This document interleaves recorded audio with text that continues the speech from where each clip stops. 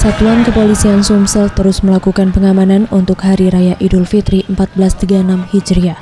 Pada malam Idul Fitri, Kamis 16 Juli 2014, nampak dengan sigap anggota kepolisian menertibkan beberapa warga Palembang yang melakukan takbir menggunakan mobil bak terbuka.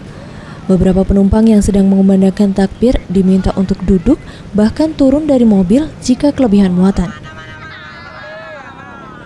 Kapolresta Palembang Kombes Pol Cahyono Prawoto mengatakan keamanan akan terus dilakukan hingga Hari Raya Idul Fitri, di mana pada saat sholat Id di Masjid Agung, pihaknya akan menurunkan tidak kurang dari 100 personil untuk menjamin keamanan umat muslim yang menjalankan ibadah sholat Id.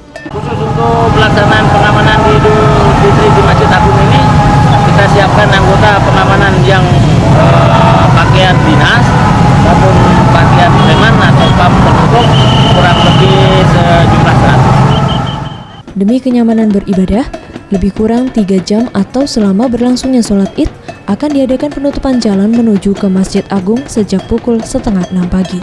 Aprilia Gusti Putus Martayasa, Sriwijaya TV.